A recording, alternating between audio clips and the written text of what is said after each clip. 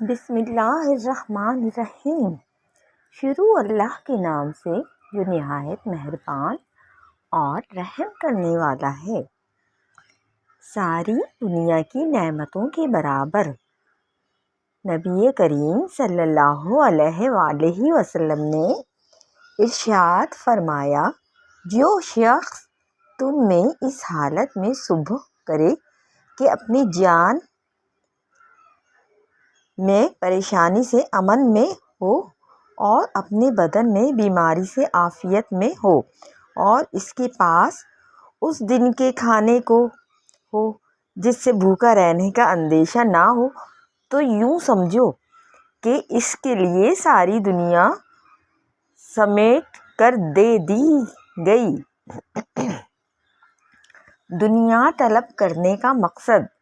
نبی کریم صلی اللہ علیہ وآلہ وسلم نے ارشاد فرمایا کہ جو شخص حلال دنیا کو اس لیے طلب کرے کہ مانگنے سے بچا رہے اور اپنے اہل و عیال کے ادائے حقوق کے لیے کمایا کرے اور اپنے پڑوسی پر توجہ رکھے، تو اللہ تعالیٰ سے قیامت کے دن ایسی حالت میں ملے گا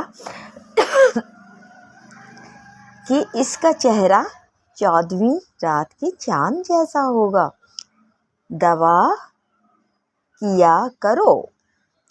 نبی کریم صلی اللہ علیہ وآلہ وسلم نے ارشاد فرمایا کہ اللہ تعالیٰ نے بیماریوں اور دوا دونوں چیزیں اتاری اور ہر بیماری کے لیے دوا بھی بنائی، سو تم دوا کیا کرو اور حرام چیز سے دوا مت کرو۔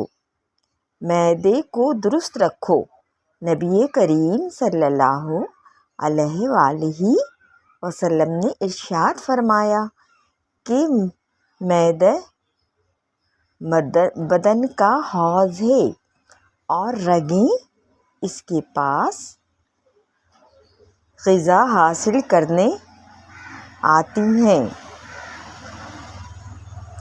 سو اگر معدہ درست ہو تو وہ رگیں صحت لے کر جاتی ہیں، اور اگر معدہ خراب ہوا تو رگیں بیماری لے کر جاتی ہیں۔ محتاط غذا کھانا۔ نبی کریم صلی اللہ علیہ وآلہ وسلم نے ارشاد فرمایا، ایک موقع پر حضرت علی رضی اللہ عنہ سے فرمایا، یہ کھجور مت کھاؤ، تم کو نقاہت ہے۔ پھر میں نے چقندر اور جو تیار کیا۔ آپ نے فرمایا، اے علی، اس میں سے لو، یہ تمہارے موافق ہے۔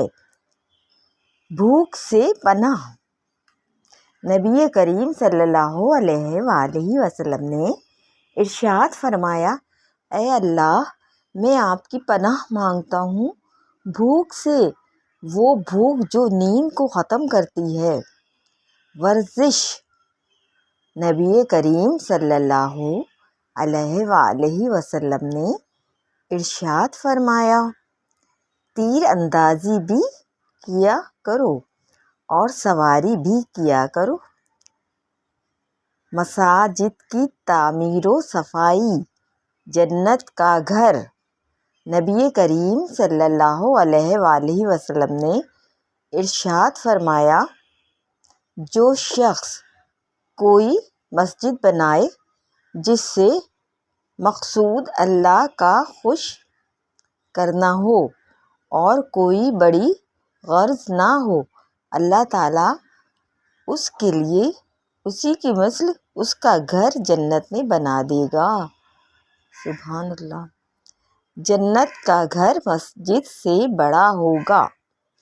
نبی کریم صلی اللہ علیہ وآلہ وسلم نے ارشاد فرمایا، جو شخص اللہ تعالیٰ کے لیے مسجد بنائے گا، اللہ تعالیٰ اس کے لیے جنت میں ایک گھر بنائے گا جو اس سے بہت لمبا چوڑا ہوگا۔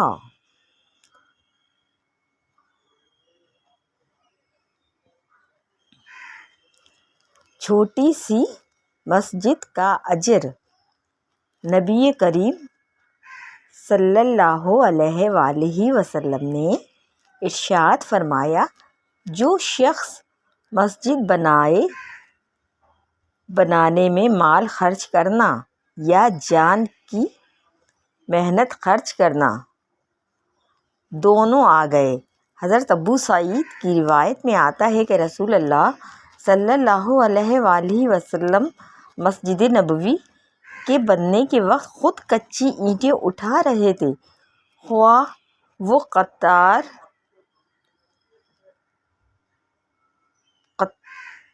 ایک چھوٹا